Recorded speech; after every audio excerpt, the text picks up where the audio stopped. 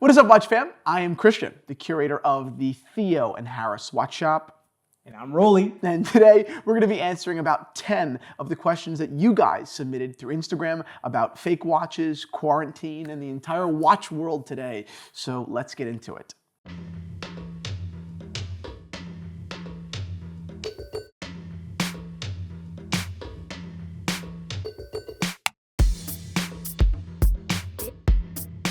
Boom, watch fam. All right, before we get into it, Daddy-O, quick wristwatch check. What are you wearing? My Rolex GMT. This matches your shirt. Doesn't it? Beautiful. Very nice. Very nice. It would be nice to have a watch for every shirt you have. That would be something else. I'd be like, remember in Casino, remember De Niro's character? Every time he was wearing a new shirt, it was a new watch. All right, I'm wearing an Omega Speedmaster. The Speedmaster isn't a watch that I find myself wearing all that often because at 42 millimeters, it is a little bit big for my wrist. But weirdly enough, the Speedmaster fits small compared to so many other 42 millimeter or even 40 millimeter watches. I feel like this watch at 42 fits no larger than your watch at 40. Yeah. I think that looks fine on my wrist, actually quite nice. What do you think? No, I think it's beautiful. And you know what it is? While it's noticeably bigger, but it's also flatter than mine. Right, and the bracelet is super thin, Yeah. which I think helps the presence out a lot. So this watch, not that one, but this Omega Speedmaster is available in the Theo and Harris Watch Shop. So let's get into a couple of questions. Number one, why can't Rolex and other big brands stop fakes from being produced? What do you think, Dad? Demand. There's a demand. There's a demand for drugs. There's a demand for pocketbooks, wallets, shoes. So whenever there's a market for bogus stuff, there'll be people, making it. Yeah, completely agreed. When you're the biggest, when you're the best, when you're Rolex, there's always going to be an industry following you in the counterfeit business. Always. There's always going to be copycatters, and that's just putting out the illegal side. Then there's the legal homage business, right? Which means same design but the different brand name. Michael Kors. Right, Michael Kors does it. So many brands. Invicta does it with the Submariner. So many brands, and it's legal. So listen, that's life, right? That's just life. Ultimately, Rolex will never stop it, the same way that our government will never be able to stop the influx of drugs. Same principle, basically. All right, great. Number two, what is the best watch for quarantine? Have you been wearing a watch every day during quarantine? Not every day. I haven't. But when I do, when I go into my case, this is what I choose. GMT. And I haven't deviated. Yep. I've been wearing my my Datejust a lot. Just because I think that I'm spending time with family and I'm not out meeting people and selling watches. I don't have to wear the watches I'm selling, so I find myself going back to my roots and enjoying my blue Datejust, which I love which I love so much. So it's kind of a good thing. It's just funny when I asked you the question. I said, "What have you been wearing this quarantine?" Did you ever think I'd ask you that question? That's some question. It's great. Okay, next question. What are you drinking? What are we drinking? Right, what are we drinking? So we're drinking a Spanish white. It's called Verdejo. It's from Rueda, right? Made from the Verdejo grape. A lot to talk about. You want to talk about a wine that's probably coronavirus resistant? This grape doesn't. Yeah. It's got a wonderful story. And really, this grape was saved by this family, Marques de Risco. Oh, really? Yeah, this was almost an extinct grape at the beginning of the 20th century. The world had gone in favor of sherry-like wines, so Verdejo lost favor. In the 1970s, Riscal saw the potential because Chardonnay and Sauvignon Blanc were becoming very, very popular, and they saw this as an alternative to Chardonnay and Sauvignon Blanc. And boom. So they championed the varietal. They champion the varietal, and it grows in an area that is wickedly crazy from a climate standpoint. It's hot as hell, and it's cold as hell. It can survive. So it can survive. So that's a survivor grape. Well, it reminds me of Sideways. Have you ever seen the movie Sideways before? One of the big themes in the movie Sideways, which is all about these two characters that go to Sonoma and on kind of like a right before marriage, I guess bachelor trip, but it's only two guys. Anyway, one of the big themes there is Pinot versus Cabernet, and how Pinot is a very delicate grape and it needs to be really tended to, and it's very temperamental. whereas cab can, survive and thrive kind of anywhere. It's totally resilient, and that's not necessarily a good thing, but it's just, different. So Totally. it reminds me of that. Yeah. Yeah, it's a good analogy. Yeah, it is a very good analogy. No, I'm just It's actually a really good analogy. okay, next question. What are some of your favorite videos to binge watch during, this time of quarantine where we can all have the time to watch some videos? I binge watch. I still do to this day. For me, it is Anthony Bourdain. Yeah, Just absolutely. escapism, just to see what he saw through his eyes and how he wrote and he spoke about the places that we never would imagine, would ever experience, right? Certainly in person, but through video. Yeah. So I find myself watching more of his videos today, right now, more so than ever before. You're right. Bourdain is amazing. His Asturias episode, which was in Parts Unknown, with Jose Andres. Yeah, that was unbelievable. Then you've got the El Boy episode with Fran Adrià. Of course, I'm partial to a lot of the Spanish episodes. But then you go to Bologna or Emilia Romagna, and the episode with Michael White was unbelievable. If you guys are Anthony Bourdain fans right now, you're probably going nuts, like down memory lane. But if you're not, and you're interested in food and spending time kind of properly, it's a great series to binge now. Of course, if watches are your thing, and I have a feeling watches are your thing, we here at Theo and Harris created an entire playlist of some of our favorite videos that we've created over the last 3 years. It's called Quarantine-H. And we've included some of the videos that I really loved. We did a video recently with my friend Salva that it was phenomenal. We talked about his passion for artisanship and how it relates to watches and how it's informed his collection, specifically of Omega. We did the same thing with another great friend of the company, Paul, down in DC. One of my favorite parts, and that video was incredible beginning to end. One of my favorite parts about that video was talking about FP Journe. And when you go into a boutique like that, and if a brand deems you a client that is probably likely going to buy something, they'll, in theory, go out of their way to accommodate you. Mm-hmm.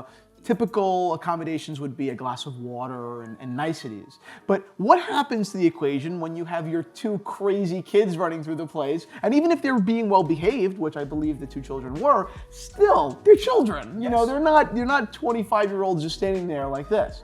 And he was so impressed about how the staff interacted with the children and had fun with them. And does that change how good their watches are? No. But when you're spending $25,000 or $30,000 on a watch, the situation becomes quite sour if your experience isn't right.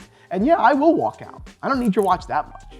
I'll go buy it on the gray market. Because if I'm gonna have a bad experience, I might as well just go buy it from some dealer. Absolutely. I could save $3,000 or $5,000. That's right. So it's brands' jobs to make it beautiful. Anyway, Quarantine-H, watch that playlist. It's phenomenal. It's got to be a couple of hours. So do that. Okay.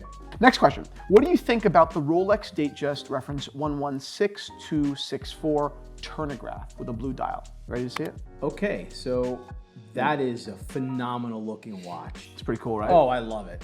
What's cool is so the date actually goes from red to black, black. So odds are red, evens are black. Even better. Yeah, cool, right? That is a phenomenal looking watch. And I red see print.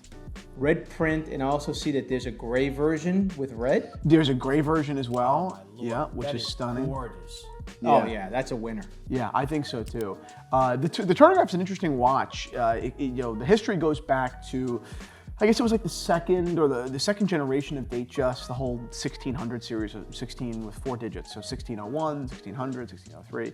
Anyway, the turnograph was the 1625. And it was the tool version of the Datejust. It was the sporty Datejust. And it had, of course, the functional bezel, which you could manipulate and measure different intervals of time on. It was created for the Thunderbirds, which were, I believe, American pilots. So weirdly enough, the Datejust wasn't just versatile, it was, in this iteration, a sports watch. And this turnograph, which has been since discontinued, carries on that legacy. That's a fantastic watch. You're right? It's different. All right, another great question. Will the internet actually be able to handle the entire workforce suddenly working from home? That is such a topical question. We were talking to Mom, who's She's wired in on this. I mean, she is unbelievable. And we were just discussing, Europe is considering taking down, really lowering the bandwidth for Amazon and all these streaming services, because they're not quite sure if they can handle the bandwidth. However, there's some discussion here in the US about allowing additional bandwidth, Verizon, Sprint, all these carriers, because, and as she pointed out, actually quite accurately, these companies all have additional bandwidth that they can sell. So it's available for sale. You can buy more. So, but maybe they'll be forced, and I think rightfully so, to offer the additional bandwidth at no charge for this sudden surge. Right. So, but don't be surprised if we were now watching what should be an HD film, maybe, movie in SD. Right, interesting. In order to lower bandwidth to accommodate the excess. Consider all the people that are now working at home. Yeah. Right? And everyone and those that never worked at home that are now doing their work from home, they now need a computer and to log in. The numbers are incredible. We can't even put a number on it. Right. But this is what's happening. You can go online and read maybe a little bit more. I don't know all the specifics, but that's a great question. It wasn't even something that I've considered. It's totally off my radar. Now that I'm thinking about it, I'm sure that there's going to be some difficulties getting to where it needs to be, but ultimately, you're looking at hundreds of millions or billions of dollars at stake. So the answer is yes. The internet will absolutely be able to handle the entire workforce suddenly work from home, because that's capitalism, right? That's the whole point. Someone's going to figure it out and get rich, or continue to be rich, or whatever it might be. So that's interesting. Yeah. Interesting. The next question, right, is the hype behind the vintage 1016. Do you think it's justified? So I don't think there really is hype behind the 1016. That's where I fundamentally disagree with the question. The Rolex 1016 being, maybe the most popular vintage Explorer, I don't think they really are all that hyped. 1016s, can be had between, $12,000 and $30,000 for the most part. Of course, depending on the dial and things like that. The 1016 had a long production run, so there are multiple, variations. Gilt versus matte being the two biggest, variations. Of course, gilt dials being glossy and gold in their text are more expensive. That being said, if the height of the reference is below $30,000 for the most part, that's not a big number in the world of vintage Rolex. Whereas the Submariner, the height of the Submariner is in the millions. It doesn't make much sense.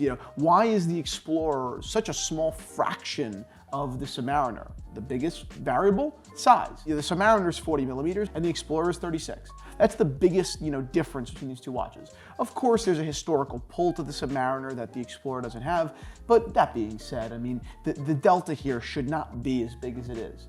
Now, am I telling you all to go out there and buy 1016s tomorrow? No, but I absolutely think you should consider them. They are remarkable Rolexes. If the size at 36 millimeters is something you're comfortable with, then it's a score. It's a score. I'd buy a 1016 over a Submariner just because of the size. I prefer the 36 millimeters, and I know so many clients of mine who also prefer the size. Right now, we have a reference 5504 in the shop. It's a vintage Explorer, like second or third generation, like 1959, I believe, 57, 59. You're talking about real close to history. And the Explorer 1016 and the 6610 and the 5504, I'm good at references, they're all very similar to each other, right? You have multiple, generations that are all almost indiscernible. Whereas in the Submariner, you've got so many evolutions and wide, differences. Not only hard to track, but I don't know, it for me in many ways, it makes me feel like Rolex was indecisive or something like that. So I prefer the 1016 personally, and to be honest, once you're on that note, not just because I own one, but the older models are even better. They're rarer. 5504 we have in the shop is a significantly rarer watch than the 1016. The premium is a few $1,000. And yeah, does it benefit me if you buy it? Of course it does. Not the point though. The fact remains, rarer and, in my opinion, more beautiful, but you can be the judge. How do you beat the vintage Explorer line? Period, end. I appreciate your candor. All right, next question for you, Dad. Why do you prefer leather straps? So do you prefer leather straps? If I'm in the Ernest Hemingway mode, I want this, right? sea, fishing. I'm fishing. Right. I'm, Real beat it up. I'm doing, paso doble, whatever, with a bull, then I want this. But otherwise, I love a leather strap. Yeah. I love the way it feels on my wrist. I love the way it looks. Yep. And I don't have a particularly big wrist, so I just like the way that a leather strap, allows my watch to lay on my wrist. Yep. That's why it's less bulk. Yep. And I love also the aesthetic of leather and different textures Yep. associated with different treatments to leather straps. Yeah. So do I. I mean, I far prefer leather over metal. Although I do like precious metal a whole lot. Steel bracelets are sporty. Period. End. Right. And I'm not a very sporty person. So already I'm kind of disqualified from being in the market or being the target audience for steel bracelets. I like leather straps. Building the Theo and Harris leather collection, the straps and the rolls, has been an incredibly fun and rewarding experience. Going into Jean Rousseau and looking through hundreds of hides and picking out which I thought would be most beautiful and appropriate for a particular season. I think it's terrific. Almost all of my watches, you'll find them on leather straps, leather or alligator or something like that. Again, if you guys haven't already, go ahead and check out the Theo and Harris leather shop. Our straps are, and I have no hesitation saying this, and if you own one, please comment down below with your honest opinion. Our leather straps are the best in the business. There is no question. If you look at our straps, putting them beside any of our major competitors, and if you've owned both, you know what I'm talking about. If you haven't owned both, then I highly recommend you try, just for comparison. But that's it. It sounds cocky, but it's just true. Our collaboration with Jean Rousseau is unbelievable. I love the Rover, by the way. The green strap. Lovely. Beautiful, right? Yeah, I'm trying to talk you into giving me one. Yeah, that would look nice on your Datejust, on your gold Datejust. Yes, it would. Right, the gold and the green. Good idea. For example, one of our best straps for this time of year, this spring, summer, early fall, is our Mare, which we've recently changed to Amalfi. And the only reason we changed the name from Mare to Amalfi is because Mare is an Italian word, and everyone was saying mare, and mare is a female horse? It's a horse. It's a horse. And I was like, what? Nah, everyone thought it was horse leather. No, that's Cordovan. This is now the Amalfi. So anyway, it's a beautiful, beautiful strap. It's super light, lightly padded, brown, veg-tanned calf. The lining is this, again, super Amalfi, Mediterranean blue. It's a stunning, stunning strap. That's probably the one I'd recommend the most for this time of year. Anyway, thank you so much for watching this episode, guys. Thank you, Daddy-O, for joining me and answering these questions. Yep. And that's it. We will see you all next episode of Quarantine, whatever. Quarantine H.